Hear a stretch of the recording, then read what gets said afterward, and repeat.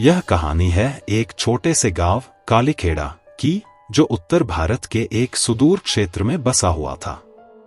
गांव की आबादी ज्यादा नहीं थी, लगभग 100 से 150 लोग वहां रहते थे। गांव के चारों तरफ बड़े बड़े जंगल थे और उन जंगलों में जाने की मनाही थी। गांव के बुजुर्ग हमेशा कहते थे कि जंगल में रात के समय जाना वर्जित है, वहां अजीब घटनाएं होती हैं जिन्हें समझा नहीं जा सकता। गांव के लोग इस चेतावनी का पालन भी करते थे, लेकिन युवाओं के मन में हमेशा से जिज्ञासा बनी रहती थी। मैं, कहानी सुनाने वाला व्यक्ति, भी उन्हीं युवाओं में से एक था। मेरा नाम अरुण है और उस वक्त मेरी उम्र 23 साल थी। मैं और मेरे कुछ दोस्त अक्सर जंगल के किनारे जाया करते थे, लेकिन कभी अंदर जाने की हिम्मत नहीं जुटा पाए। एक रात की बात है जब मेरा दोस्त रवि, जो गांव में ही रहता था, अचानक लापता हो गया। रवि का परिवार बहुत चिंतित हो गया था। सब लोग उसे ढूंढने लगे, लेकिन उसका कोई सुराग नहीं मिला। उसकी तलाश में हम जंगल के किनारे तक गए, लेकिन जैसे ही रात घिर आई, सब लोग डरकर वापस आ गए। रवि की गुमशुदगी से पूरे गांव में सनसनी फैल गई थी। अगले दिन सुबह उसकी लाश गांव के किनारे के कुएं के पास मिली। उसका चेहरा डरावना था, जैसे उसने कुछ बेहद भयानक देखा हो। उसके शरीर पर कोई घाव या चोट के निशान नहीं थे, लेकिन उसका चेहरा देखकर लग रहा था जैसे उसने कुछ ऐसा देखा हो जिससे उसकी जान चली गई। गांव के लोग इसे एक शाप मानने लगे। बुजुर्गों ने कहा कि यह जंगल के प्राचीन आत्माओं का काम है और उन्होंने फिर से जंगल में जाने से मना किया। लेकिन मैं और मेरे दोस्त मानने को तैयार नहीं थे। हम यह जानना चाहते थे कि रवि के साथ क्या हुआ था। रवि की मौत के बाद भी गांव में अजीब घटनाएं होने लगीं। रात के समय गांव के लोग कहते थे कि जंगल से अजीब सी आवाजें आती हैं। कई बार किसी ने किसी को पुकारने की आवाजें सुनी, और जब वे उस दिशा में देखने गए तो उन्हें कोई नहीं मिला। कई लोग यह मानने लगे थे कि ये आत्माएं हैं जो गांव वालों को नुकसान पहुंचाना चाहती हैं। मेरे मन में डर के साथ साथ जिज्ञासा भी बढ़ने लगी थी। मैंने अपने दोस्तों को समझाया कि हमें इस मामले की तह तक जाना चाहिए। मेरे दोस्त सुरेश और मोहित मान गए, लेकिन दीपक, जो हमारा चौथा दोस्त था, वह बहुत डर गया था और उसने साफ मना कर दिया। हमने तय किया कि हम एक रात जंगल में जाएंगे और पता लगाएंगे कि आखिर वहां हो क्या रहा है। उस रात मैं, सुरेश और मोहित ने खुद को तैयार किया।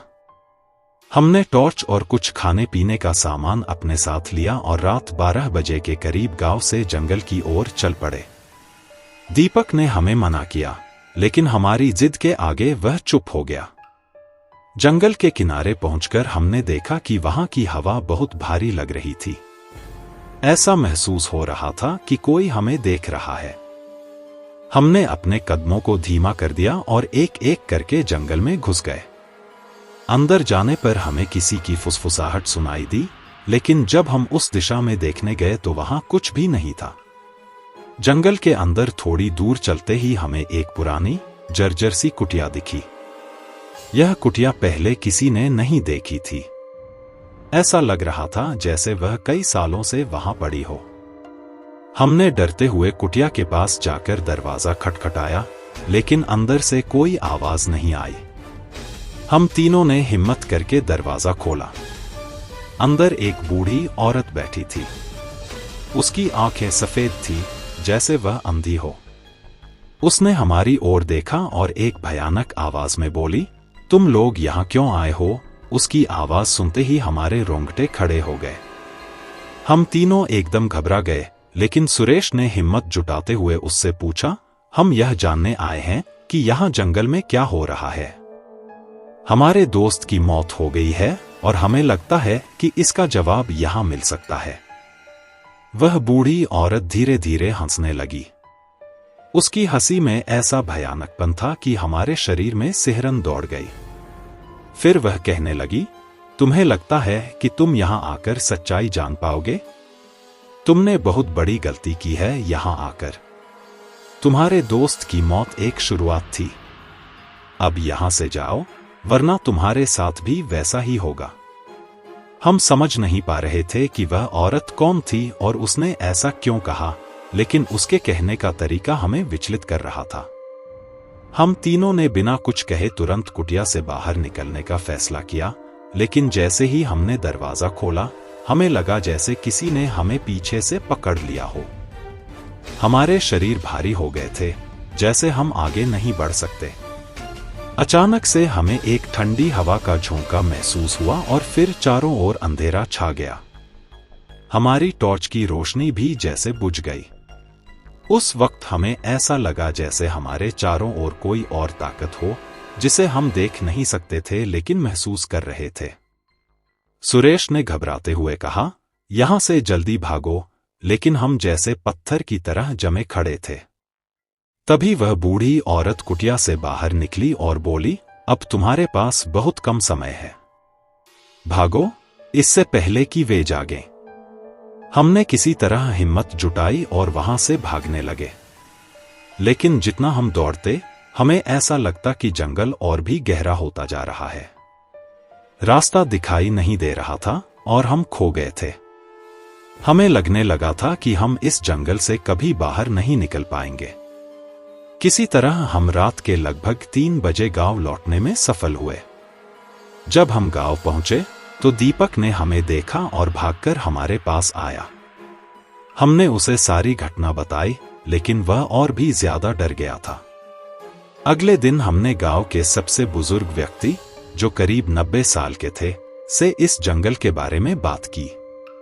उनका नाम था बाबा रमेश। उन्होंने हमें बताया कि यह जंगल हमेशा से रहस्यमय रहा है। यहाँ के पेड़ों के नीचे सदियों पहले तांत्रिक अनुष्ठान किए जाते थे।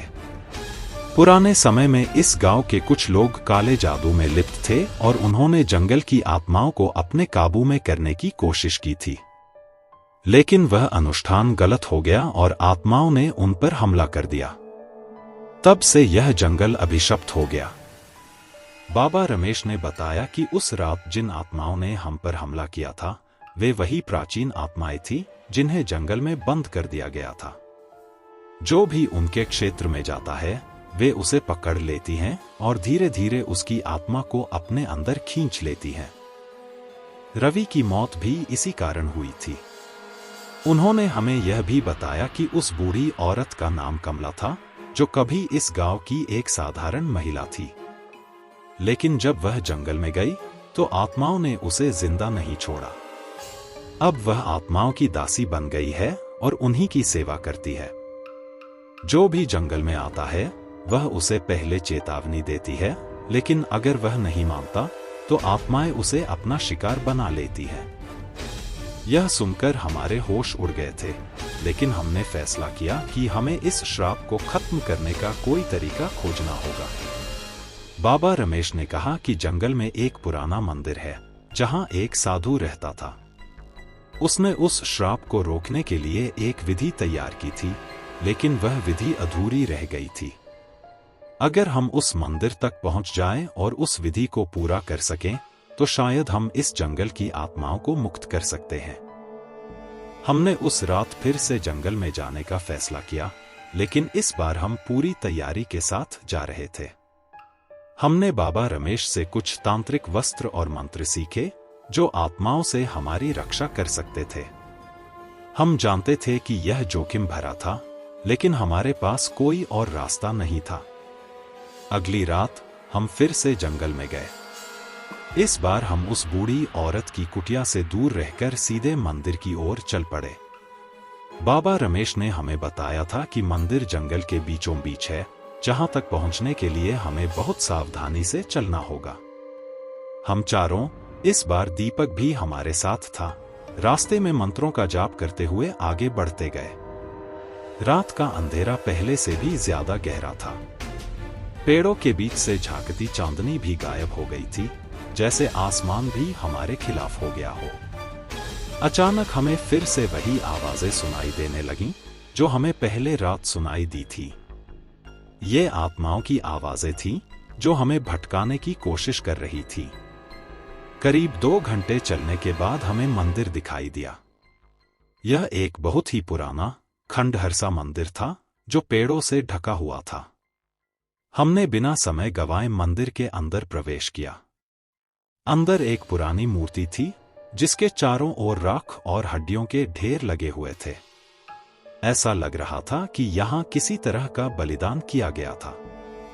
हमने बाबा रमेश द्वारा सिखाए गए मंत्रों का उच्चारण शुरू किया, लेकिन जैसे ही हमने मंत्र पढ़ना शुरू किया, मंदिर के चारों ओर हवा का एक तेज झोंका उठा और हमें लगा कि पूरा जंगल हिल रहा है। पेड़ों की शाखाएं हमें पकड़ने की कोशिश कर रही थीं और अचानक आत्माओं के चीखने की आवाजें आने लगीं। हमने पूरी ताकत से मंत्र का जाप जारी रखा। तभी कुटिया वाली बूढ़ी औरत वहां प्रकट हुई। उसकी आंखों से आग निकल रही थी और उसने हमें रोकने की कोशिश की, लेकिन हमने हार नहीं मानी। सुरेश ने आगे बढ़कर उस पर राख फेंकी जो बाबा रमेश ने हमें दी थी। राख के पड़ते ही वह चीख पड़ी और वहीं पर ढह गई। आत्माएं अब और उग्र हो गई थी। उन्होंने हम पर हमला करने की कोशिश की, लेकिन मंत्रों के प्रभाव से वे धीरे धीरे पीछे हटने लगी। आखिरकार जब हमने अंतिम मंत्र पूरा किया तो एक भयंकर धमाका हुआ और सब कुछ शांत हो गया। जब हमें होश आया तो हम मंदिर के बाहर थे। जंगल की हवा अब शांत थी और सब कुछ सामान्य लग रहा था। आत्माओं का श्राप खत्म हो गया था। गांव लौटकर हमने बाबा रमेश को यह खबर दी। गांव वालों को जब यह पता चला तो सबने राहत की सांस ली। उस रात के बाद कभी भी जंगल से कोई अजीब आवाज नहीं आई और न ही किसी और की मौत हुई।